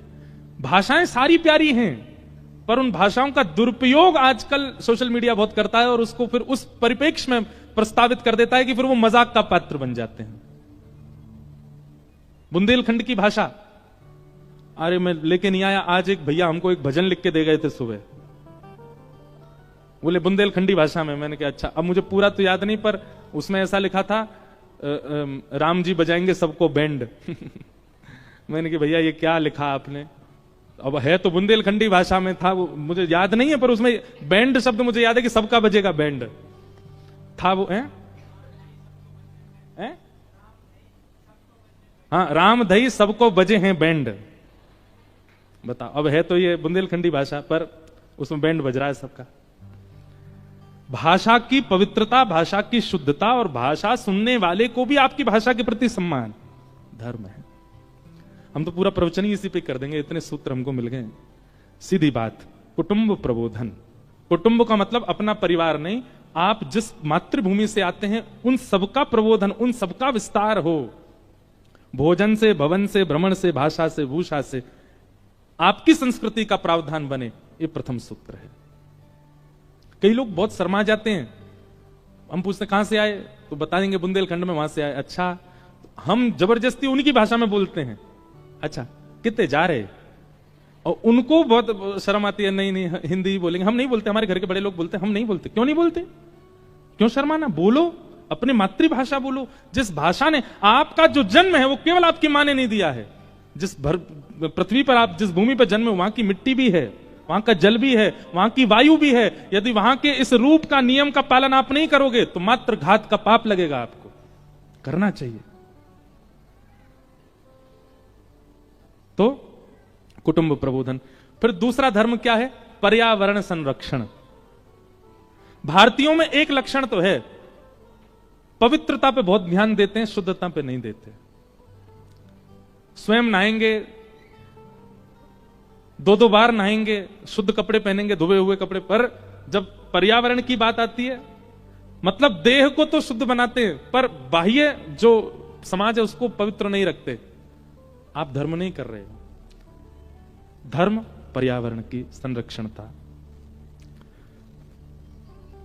फिर आपने तीसरा सूत्र दिया स्व का जागरण। अब इसमें भाषा आदि सब है, पर स्व का जागरण, अपनी खोज, अपना उद्देश्य पहचानना, हम क्यों आए हैं संसार में, अपनी स्थिति को जानिए, ये सब धर्म कहलाता है। फिर सामाजिक समरसता, अगर कोई अन्य जाति का है, अन्य संप्रदाय का है, तो उसका भी उतना ही सम्मान होना चाहिए। हम रामानुजी संप्रदाय के हैं, पर हम हरिवंशी भी गाते हैं, हरिदासी भी गाते हैं, सारे परंपराओं का सम्मान करते हैं, सब भावों का, ये सामाजिक समरसता। और नागरिकता का बोध, हम हिंदू नागरिक हैं, पर हिंदू केवल ध्वजारोहण करने से नहीं हो जाते, राष्ट्रगान करने से नहीं हो जाते, राष्ट्रगीत गाने से नहीं हो जाते, केवल 26 जनवरी 15 अगस्त मनाने से नहीं हो जाते। हम अपने नगर को कितना स्वच्छ रखते हैं, हम अपनी दिनचर्या कैसी रखते हैं, हम गाड़ी कैसे चलाते हैं, बाइक कैसे चलाते हैं, हेलमेट पहनते हैं कि नहीं, ये सब कुछ, ये सब धर्म के अंतर्गत आता है। लेकिन भागवत जी का उद्देश्य क्या है? परम धर्म। पर परम धर्म आप तभी कर पाओगे जब धर्म की स्थिति बनी होगी। और परम धर्म क्या है? परम धर्म जिससे वह लोक पवित्र होता है, जिससे उस लोक की प्राप्ति शुद्ध होती है। जितने भी वैष्णवों के नाम लीजिए, गोस्वामी तुलसीदास जी महाराज का लीजिए, कबीरदास जी का लीजिए, रैदास जी का लीजिए, इन सब ने अपने यहां के धर्मों का भी पालन किया और परम धर्म को भी शुद्ध बनाया। परम धर्मावली व्यक्ति का तन भले ही नहीं होगा, पर उसका नाम दसों दिशाओं में युगों युगों तक रहता है।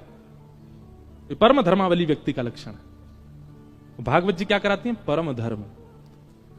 धर्म का मतलब देह का उद्धार और परम धर्म का मतलब आत्मा का उद्धार। और भागवत जी का उद्देश्य क्या है? परम धर्म। परम धर्म। आप कथा में बैठे हैं, यहां देह उद्धार नहीं हो रहा है, यहां आत्म उद्धार हो रहा है। यहां पर आत्मा को ही चैन मिल रहा है। परम धर्म। फिर दूसरी बात आती है कि भागवत जी का अधिकारी कौन है, किसको कथा सुनने का अधिकार है? तो कहते हैं निर्मत सराणाम सताम, जिसके चित्त में मात्सर्य दोष नहीं है। एक बात याद रखिएगा बंधुओं, बहुत ध्यानपूर्वक सुनिएगा। आपके अंदर यदि काम दोष है तो भी एक दिन आप उस दोष से निवृत्त होकर भगवत प्राप्ति कर सकते हो। आपके अंदर क्रोध बहुत ज्यादा है तो भी आपको भगवत प्राप्ति हो जाएगी। आपके अंदर लोभ है, मोह है, तो भी आपको भगवत प्राप्ति हो जाएगी।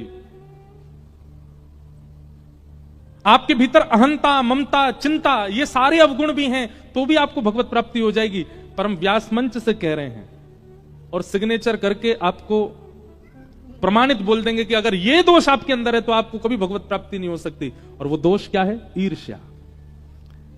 ईर्ष्या का दोष यदि आपके चित्त में है, आप कभी भगवत प्राप्ति नहीं कर सकते, आप कभी ठाकुर जी को प्राप्त नहीं कर पाओगे।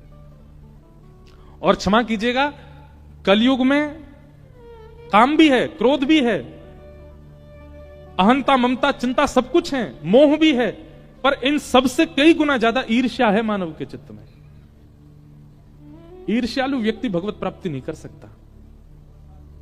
इसलिए हम तो कहते हैं कुंभ में जाके स्नान करो, गंगा जी में स्नान करो, बालाजी को प्रणाम करो, संतों को प्रणाम करो। और जब प्रणाम करते हैं ना, उस समय सारे अवगुणों को चित्त में धारण करके प्रणाम करो। पता चला सागर में कोई महापुरुष आए हैं, उनको प्रणाम करने जब जा रहे हैं, उस समय अपने सारे अवगुण चिंतन करके जाओ। मुझमें ईर्ष्या भी है, उसे मुझे बहुत ईर्ष्या होती है, मुझमें क्रोध भी है, मनी मन सोचते रहिए और सारे अवगुणों को चित्त में धारण करके तब प्रणाम कीजिए। आप जब प्रणाम करके लौटेंगे, आपका एक अवगुण तो शांत हो चुका होगा वहां पर, ये निश्चित है। आप गंगा जी स्नान करने जाइए, अपने अवगुणों को धारण करके जाइए। हे गंगा मैया, आजकल हम बहुत ज्यादा व्यसन करने लगे हैं, हे गंगा मैया हमारे अंदर लोभ बहुत ज्यादा हो गया है, इसी भाव से प्रणाम करो। गंगा मैया में एक डुबकी लगाते ही आपका लोभ कम हो जाएगा। हम लोग अपने अवगुणों को प्रधान मान के जाते ही नहीं है, इसलिए हमारे अवगुण सदा सुरक्षित रहते हैं चित्त में।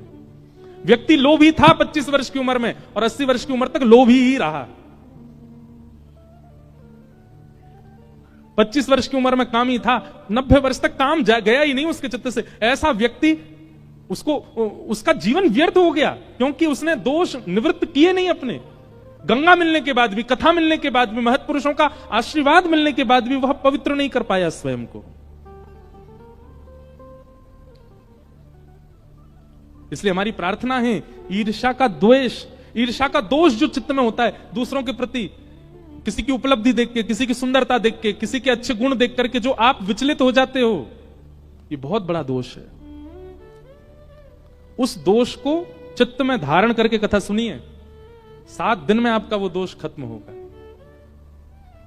हमने कथा कहते कहते अपने कई दोषों को निवृत्त किया। सब कहने, मंच से कहने वाली बात नहीं, पर हां, कथा कहते कहते हमने दर्शन किया कि कई दोष, ऐसा नहीं है सारे दोष खत्म हो गए, पर कई दोष चले गए और जो रह गए वो भी जाएंगे। इसी के लिए ही जीवन मिला है कि निवृत्त हो लो, अपना सारा किया कराया जो है उसको समाप्त करो।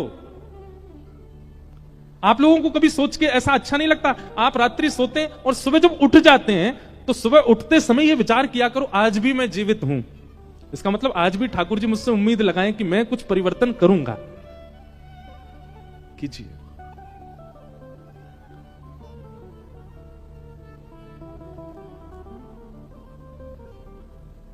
दोष निवृत्त, और उसमें भी ईर्ष्या तो बिल्कुल नहीं हो। काम रखे रहो, क्रोध रखे रहो, लोभ रखे रहो, ये सब धीरे धीरे चले जाएंगे। पर ईर्ष्या यदि आपके चित्त में है, आप दुनिया की सारी उपलब्धियां प्राप्त कर लोगे, पर वृंदावन चंद श्री कृष्ण कभी प्राप्त नहीं होंगे। ईर्ष्या नहीं। और ईर्ष्या भगवत प्रणाम, वैष्णव प्रणाम और कथा श्रवण से ही जा सकती है। सत्संग सब चीजों की औषधि है, इससे सब होना संभव है। तीसरी बात, वैद्यं वास्तवमत्र वस्तु शिवदम तापत्रयोन्मूलनम्। विषय, अधिकारी, अब आया संबंध। भागवत हमारा किससे संबंध कराती है?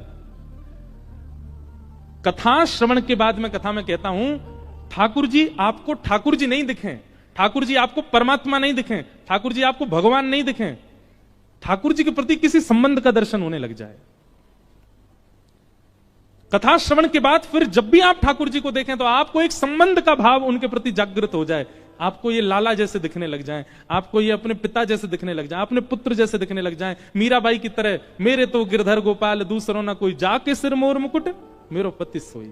प्रियतम के रूप में दिखने लग जाएं, मित्र के रूप में दिखने लग जाएं, गुरु के रूप में दिखने लग जाएं।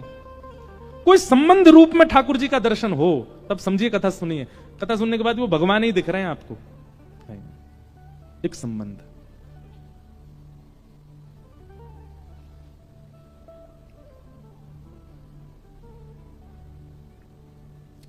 संबंध ठाकुर जी से हो। कितने हमारे वैष्णवों के चरित्र ऐसे आते हैं जिन्होंने ठाकुर जी से संबंध बनाया और ठाकुर जी ने उस संबंध को निभाया।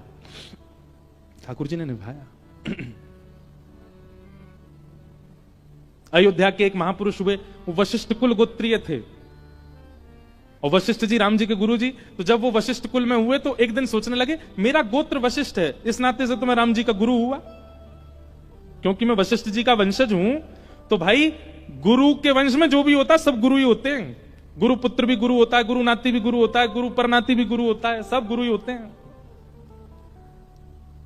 और दिन तो भगवान मान के दर्शन करने जाते थे राम जी का, लेकिन आज सोच के गए नहीं, हम तो वशिष्ठ को, हमारे तो चेला हैं ये। और दिन तो ऐसे जाते थे राम जी को दर्शन करने, आज गए ऐसे। जुग जुग जियो रामलला, सदा प्रसन्न रहो, हमारा बहुत बहुत आशीर्वाद, तुमको कभी किसी की आंच नहीं आवे। और वहां दर्शनार्थी सब देखे, बोले बाबा पागल हो गया, देख क्या कर रहा है, राम जी को आशीर्वाद दे रहा है। और सिया जी से कहो हम गुरु जी हैं, थोड़ा घूंघट कर लिया करें हमको देख के, गुरु जी के सामने थोड़ा संकोच कर लिया करें। और लखनलाल से कहो ये बहुत चौड़े रहते हैं, कभी कभी प्रणाम किया करें हमको। और रामलला तुम प्रसन्न रहो, भोजन किया कि नहीं किया। सब हंस रहे थे वहां पे, बोले देखो ये क्या बात बना रहे हैं यहाँ खड़े खड़े। महाराज उस दिन तो वो चले गए। अगले दिन जब वो दर्शन करने के लिए आए तो पुजारी जी उस समय वहां थे नहीं, कहीं गए हुए थे, कुछ लोग ही दर्शन कर रहे थे। कनक बिहारी जी है ना अयोध्या, वहां की घटना है। जैसे ही उनका आगमन हुआ, कल वो कह के गए थे सिया जी से कहो ने घूंघट कर लिया करें, अपने आप ही सीता जी की तरफ का जो द्वार था वो अपने आप ही लग गया, सीता जी घूंघट में आ गई कि गुरु जी आए हैं सामने। उनके नेत्र सजल हो गए। पुजारी जी को देखो बेचारी बहू घूंघट कर रही है हमसे, देखो कैसे आगे पडला कर लिया है। तब भी नहीं माने कोई उनकी बात, बोले अरे हवा चल गई होगी जोर से, अपने आप पडला लग गया है। राम जी की सवारी निकली पालकी पर, पालकी में सवारी जा रही थी, सब लोग जय जयकार करते हुए जा रहे थे। जैसे ही उन व्यक्ति के घर के सामने पालकी पहुंची तो राम जी का जो मुकुट था वो अपने आप नीचे आ गया। तुरंत पालकी रोक दी गई। पुजारी जी बोले अरे मुकुट बढ़ गया, ठाकुर जी का पहनाओ। मुकुट धारण कराने लगे। पालकी जैसे ही उठाई फिर मुकुट गिर गया, फिर दोबारा रोक के फिर मुकुट धारण कराया। वो महात्मा छत पे खड़े खड़े देख रहे थे। अरे पुजारी जी नहीं पहनेंगे, गुरु जी के सामने मुकुट थोड़ी पहनेंगे, एक मुकुट गिर के रखेंगे, बिना मुकुट के ले जाओ। आप कहेंगे महाराज जी कहीं कहीं सुनी बात है। आज भी राम जी की जब पालकी निकलती है ना, उन महापुरुष का घर जब भी आता है, ये तो बहुत पुरानी घटना है पर उनका निवास आज भी हमने सुना अयोध्या के लोगों से, आज भी वहां से राम जी की जब पालकी निकलती है तो राम जी अपने आप ही मुकुट उतार देते हैं। ये हमारे गुरु जी का घर है। आज तक राम जी संबंध निभा रहे हैं गुरु शिष्य का। इसी कलिकाल में कुछ वर्षों पुरानी घटना, लेकिन संबंध आपके चाहने से नहीं होना चाहिए। आपके मन में वो छवि ठाकुर जी की उसी संबंध की दिखने लग जाए। आपको ठाकुर जी वैसे ही दिख रहे हैं। कोई जगत प्रशंसा के लिए या जगत में बहुत नाम के लिए वो संबंध हुआ तो नरक जाना पड़ेगा। कहीं आपने इसलिए किया कि मैं सबको दिखा सकूं, देखो मैं ठाकुर जी को ये मानता हूं, तो नरकगामी हो जाओगे आप। आपके स्वप्न में, आपके आभास में, आपके हृदय में, आपके स्वभाव में, चिंतन में फिर वैसे ही दिखते हैं आपको। आप जब जब ठाकुर जी को दिखते हो आपको ठाकुर जी के रूप में अब जो भी संबंध आपका वही दिखते हैं, तो ही आपका संबंध सार्थक है। पर संबंध होना चाहिए। वैद्यम वास्तवमत्र वस्तु शिवदम, भागवत जी संबंध कराती है ठाकुर जी से। और जब तक संबंध के रूप में ठाकुर जी ना दिखें, केवल परमात्मा दिख रहे हैं, कथा सुनते रहिए सुनते रहिए। एक दिन तो आएगा ठाकुर जी अपने आप ही स्वप्न में या स्वभाव में या मन में अपना संबंध बता देंगे कि मैं आपको इस रूप में मिलूंगा, और फिर वही रूप ठाकुर जी का स्वीकार करो। मित्र के रूप में हूं, गुरु के रूप में हूं, प्रियतम के रूप में हूं, जिस रूप में भी चाहे।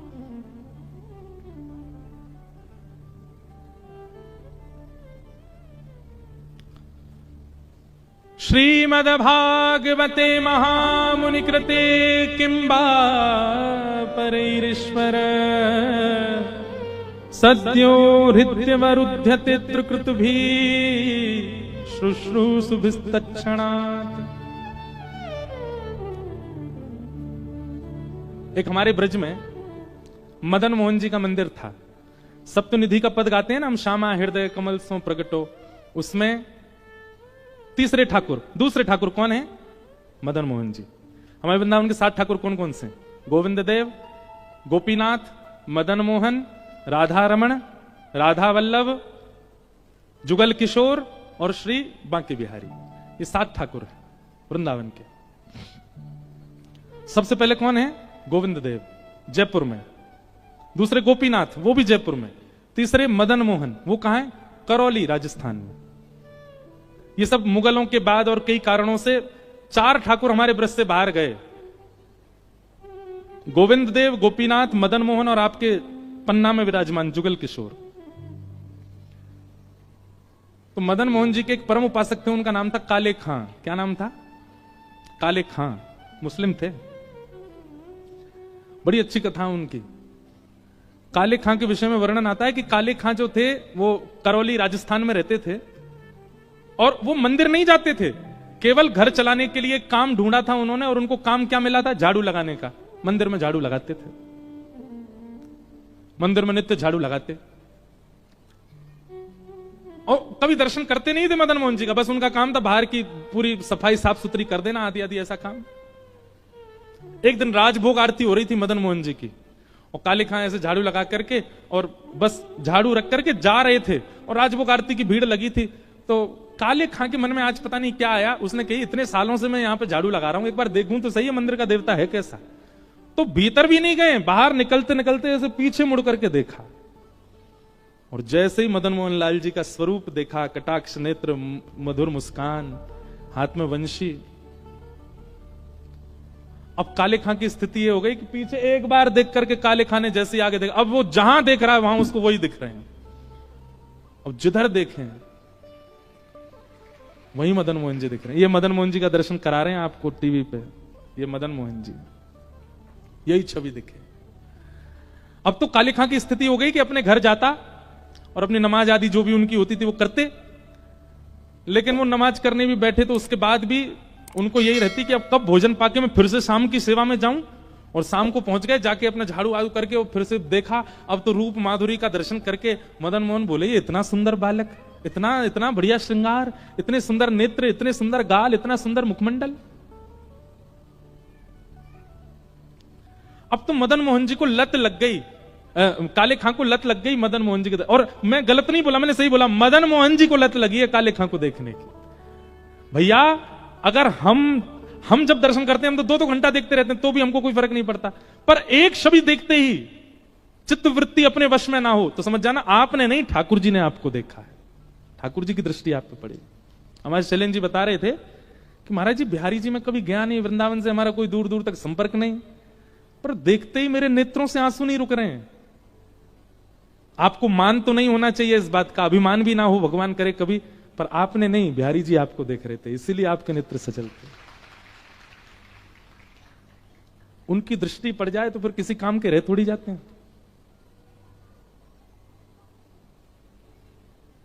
काले खां, अब तो उनकी स्थिति ऐसी हो गई दिन रात मदन मोहन जी में ही बैठे रहते। उनकी पत्नी को यह बात पता चल गई कि ये अपना देवता छोड़ करके अपने परमात्मा को छोड़ के दूसरों के परमात्मा को भजने लगे। काले खां के कोई संतान नहीं थी और उनकी पत्नी ने सारा आरोप लगा दिया मदन मोहन जी पे। बोली कि तुम्हारे संतान इसीलिए नहीं है, हम दोनों के बालक इसीलिए नहीं हो रहे हैं क्योंकि तुम हमारे भगवान को तो मनाते नहीं हो, ये हिंदुओं के भगवान को मना रहे हो। हमारे भगवान को मनाओगे तो संतान होगी ना हमारे घर में। और इस बात का इतना आरोप लगाने लगे काले खां के ऊपर। काले खां बोले अब कुछ ऐसा करना पड़ेगा कि ये आरोप दूर हो। संतान की प्राप्ति की इच्छा नहीं है, इच्छा क्या है कि मदन मोहन जी पे आरोप ना लगे कि इनकी वजह से मुझे संतान नहीं है। वो प्रियतम मानते थे मदन मोहन जी को, अपना प्रेमी। मदन मोहन जी से जाके बोले हे नाथ, मुझे संतान नहीं चाहिए, पर मेरी पत्नी आप पर आरोप लगाती है कि आपकी वजह से मुझे बालक नहीं हो रहे हैं। मेरी पत्नी आप पर आरोप लगाना बंद कर दे और उसकी बात गलत साबित हो जाए, इसके लिए मैं आपसे कह रहा हूं एक संतान मेरे घर में हो जाए। मदन मोहन जी ने ऐसी सुनी कि उसके 11 महीने बाद ही काले खां के घर एक पुत्र का जन्म हो गया। और पुत्र का जन्म हुआ, अब सुनो बात सुनो, पुत्र का जन्म होकर पिता नृत्य करता है कि मैं पिता बन गया, पर काले खां तो सीधे जैसे ही पता चली बेटा हुआ है, मदन मोहन जी के मंदिर गए, वहीं जाके नाचने लगे। मेरे मदन मोहन जी कलंक रहित हो गए, मेरे मदन मोहन जी पे अब कोई कलंक नहीं लगाएगा, मेरे ठाकुर जी कलंक रहित हो गए। उनको प्रसन्नता उसकी नहीं कि बेटा हुआ है। मदन मोहन जी बस अब जीवन में आपसे कभी कुछ नहीं मांगूंगा, आप ऐसे घर वालों का मुंह बंद कर दिया आपने, अब मैं आपका, आप मेरे, हमारे बीच में अब कोई नहीं आएगा। लेकिन एक बात याद रखिएगा, कृष्ण को भजने वाले सब कान खोल के सुनो, सब कुछ सीधा सीधा सीधा सीधा चले ये ठाकुर जी को मंजूर नहीं है। कुछ तो टिगड़मबाजी करते हैं, टेढ़े हैं ना, कुछ तो करते हैं। एक दिन अब धीरे धीरे उनका पुत्र बड़ा होने लगा। अब पत्नी रोकती नहीं थी काले खां को, क्यों, बेटा मिल गया। एक दिन बेटा थोड़ा बड़ा हो गया, जमुना किनारे खेल रहा था और एक काले सर्प ने बेटे को डस दिया। नीला पड़ गया पूरा पुत्र, और उस पुत्र को गोद में लेकर के पत्नी रोते रोते काले खां के पास गई। काले खां मंदिर में बाहर झाड़ू लगा रहे थे, वहीं बैठे रहते थे, चिंतन करते थे मदन मोहन जी का। हमारे पुत्र को सर्प ने काट लिया, चिल्लाती हुई आई, जल्दी करो, वैद्य के पास ले चलो, किसी फकीर के पास लो, इसको झाड़ा लगवाना पड़ेगा, इसका विष उतरवाना है। और उसी समय घंटे घड़ियाल बजने लगे, मदन मोहन जी की आरती होने लगी। काले खां ने अब नियम बना लिया, तो सारी आरतियों के दर्शन बाहर ही खड़े खड़े करते थे, अंदर नहीं आते थे। कहीं कोई कुछ कहना दे, कोई कुछ कहता नहीं था, पर फिर भी उनको था कि मुझे कहीं कष्ट ना हो जाए कि कोई मुझे टोक दे, तुम क्यों आ गए, इसलिए बाहर जी दर्शन करते थे। यहां पत्नी मृतक पुत्र को हाथ में लेके खड़ी है कि जल्दी किसी वैद्य के पास ले चलो, और यहां मदन मोहन जी के घंटे घड़ियाल बजने लगे, आरती हो रही थी। तुरंत उत्साह में खड़ा हो गया और खड़े होकर के मृतक पुत्र को देखने के बाद भी पलट गया और मदन मोहन जी की आरती करने लगा। दूर से बोले, आहा मेरे लाला कितने सुंदर लग रहे हो, कितने प्यारे लग रहे हो। पत्नी ने जब ये दृश्य देखा, अपने मृतक पुत्र को वहीं रख दिया और अपने पति से लड़ने लगी। बोले कि तुम किस नरक में जाओगे, कि क्या गति होगी तुम्हारी। तुम अपने परमात्मा को छोड़ दूसरों के परमात्मा को भजते हो, और वो भी इस स्थिति में, तुम्हारा बालक मरा पड़ा है सामने। यदि आज ये बालक जीवित नहीं हुआ, तुमसे तो कुछ नहीं कहूंगी मैं भी अपने प्राण यहीं त्याग दूंगी, और मेरा और तुम्हारे पुत्र दोनों के मरने का सारा आरोप लगेगा इस मदन मोहन लाल को। काले खां को यही मंजूर नहीं है, मुझे कुछ भी कह दो, मेरे मदन मोहन जी को कुछ मत करो, वो मेरे प्राण हैं, मेरे जीवन धन है, उनके ऊपर आरोप मत लगाओ।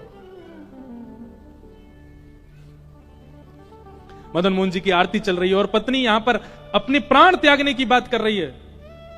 यदि मेरा पुत्र जीवित नहीं हुआ ये आरती विश्राम होने तक, तो मैं भी प्राण त्याग दूंगी।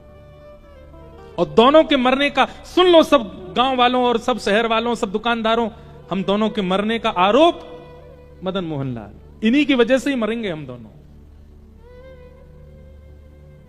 काले खां के नेत्र सजल हो गए, अपने मधुर मदन मोहन जी को देख रहे हैं।